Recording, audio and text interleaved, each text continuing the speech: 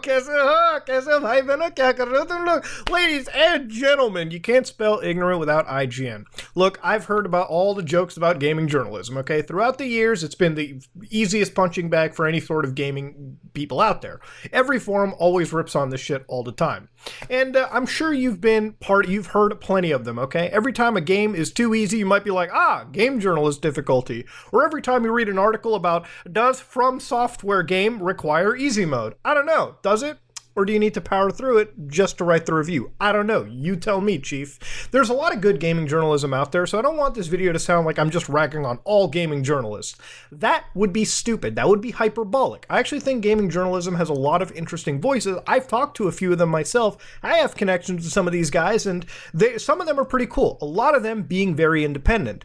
Now, when you work for a larger site, there's going to be two types of writers, okay? The full-time and the freelance individuals. Now, before you start off with thinking, I want to get into the world of freelance game journalism. Oh man, it must be pretty goddamn lucrative.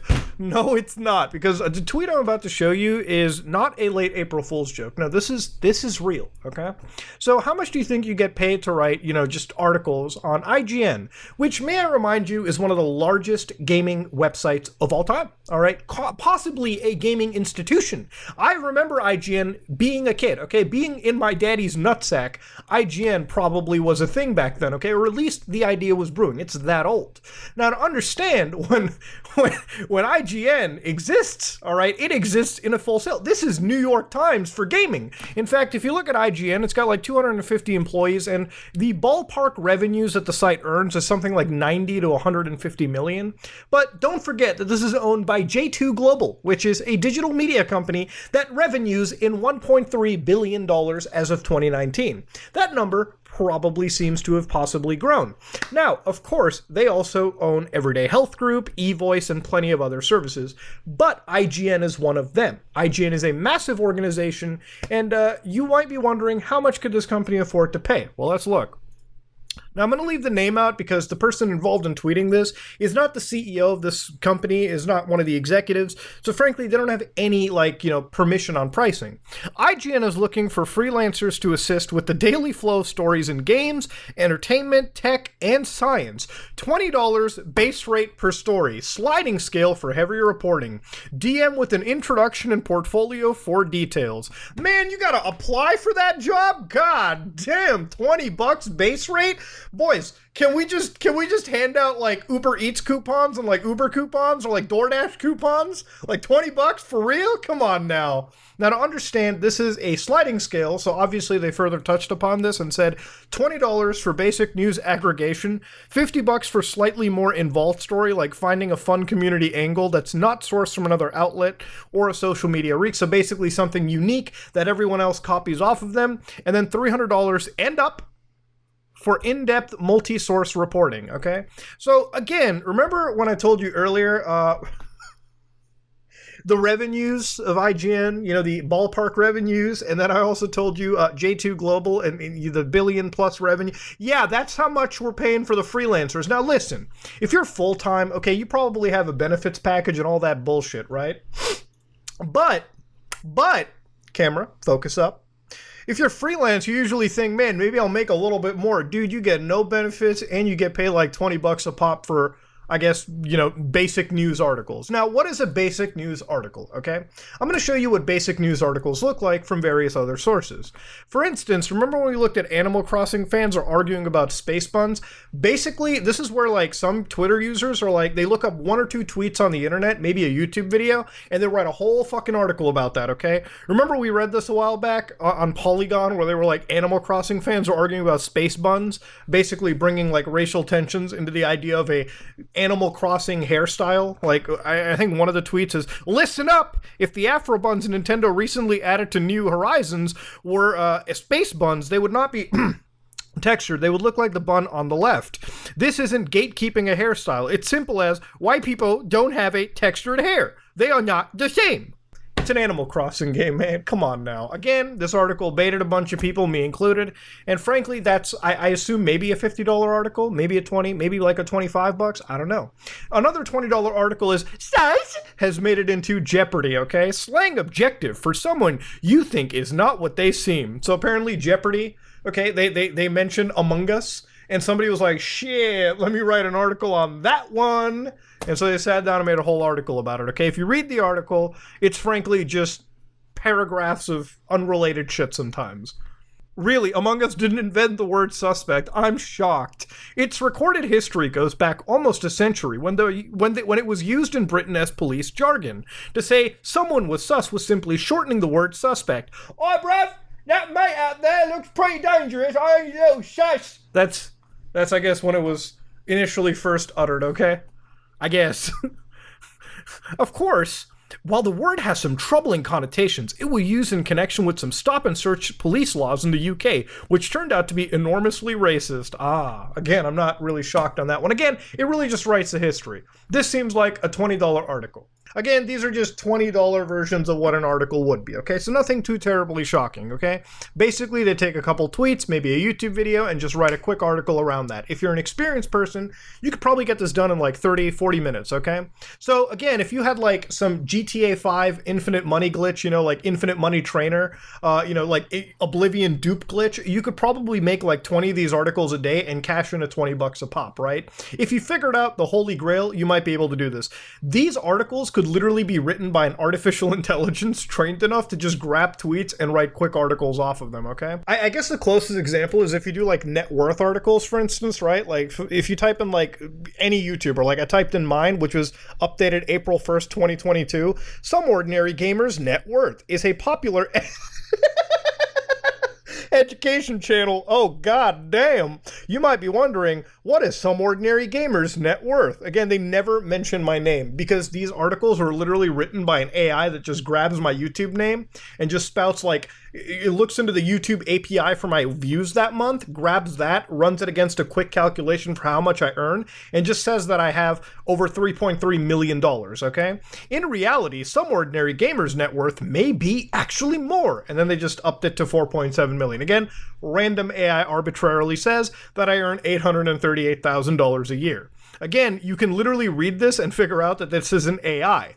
There's one question that every Some Ordinary Gamers fan out there just can't seem to get their head around. How much do I earn? Is that true? Do you fall into that? I don't know. You can even look up chills, and these are all updated April 1st, okay? So the AI just runs at the first of every goddamn month, and it says the same exact thing. So this is kind of what we're talking about. Now, again, this is like par for the course for why I think gaming journalism is a bit of a joke, okay? First off, when you are writing, like, when you are paying people such a low amount, okay? Remember, money is sort of the thing that makes the world go round, right? Like, without money, you can't pay your rent, you can't eat, you can't do a lot of basic things, you know? So people who work in these fields need to just crank out article after article. If a lot of these journalists are being paid so little, you can't blame them for not giving a fuck about the industry. I'm sure there's very passionate people who write for this stuff too. I've met them. But a grand majority of people, especially those in freelance, when IGN, who is at the top of the fucking pyramid, making all that money, okay, cannot afford more than $20 for, I guess, news aggregation is what they call it. And I'm sure most of these paychecks, based how corporations work, are very much geared towards how little can we pay somebody. Why would you ever imagine that you could get passionate people to write articles for passionate individuals? Remember, news articles are consumed by people who are passionate about the subject, especially gaming, okay? So when you have a flood of like these $20 articles, this is written by people who just do not care. They're literally doing it to shit out articles, print money, and call it a day. They don't get paid enough to care. That rate we saw where it's like 300 plus, for a multi-source story. Do you know how hard that is to do? When me and Coffee were working on like the roulette, I'm not saying steak because we're still working on it. This requires you to sit down with hours of your time to source a story, to study a story, and then to create a narrative for the story, and then edit the story, publish the story. That takes tens, hundreds of hours. So if you're paying somebody 300 plus, okay, that's still not enough. What is stopping anybody who cares about gaming journalism to not work for the big websites that pay so little? You, I'm not even joking.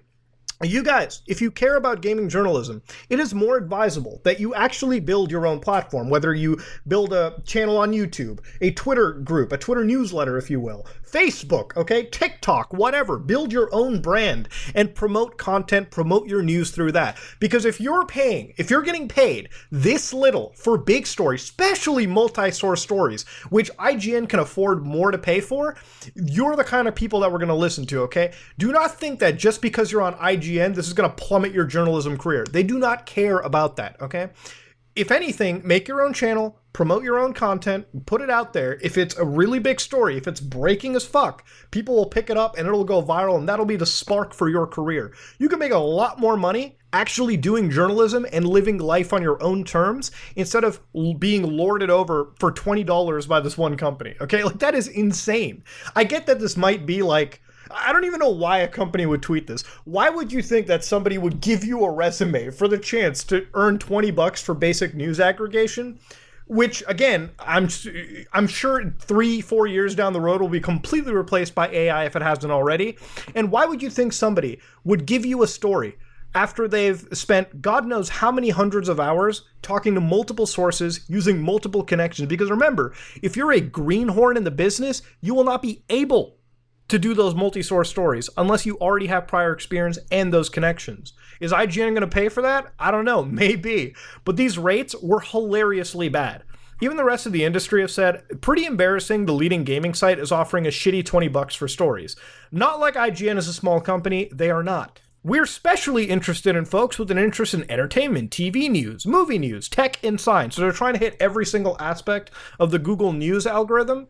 And by doing that, again, I'm telling you, they're literally going to be able to have AI replace it at some point. That is what it is. So if you are an individual that wants to be part of the gaming journalism sphere, looking at these rates, I think it's come for me to understand why gaming journalism is kind of laughed at. Because a lot of the articles, a lot of the stuff you read are literally written by individuals who are not paid enough to give a shit, okay? This is why when you go to any retail field, the people there who you might be thinking are not giving you enough service, they're not paid enough to give you a good service. Just like the journalists here are not paid enough to give you a proper article or a proper coverage of something. Most journalists that you see in the sphere that are successful, that are, people that are, they are the individuals that have built their own platforms, their own brands, and are succeeding in their own way. And if gaming journalism continues to cheap out like this, then I don't really see it being being as lucrative as it currently is for a lot of the people up at the higher top. You got to invest in your company properly if you want to survive 5-10 years down the road. And if IGN, the biggest in the game, is doing this, I would kill to see actual rates for smaller publications like Polygon, like Verge, like The Verge, and Kotaku, and these various sites. If IGN is giving this low, what the fuck is the rest of the industry doing? That said, though, bit shocking. If you like what you saw, please like, comment, and subscribe. Dislike if you dislike it. I am out.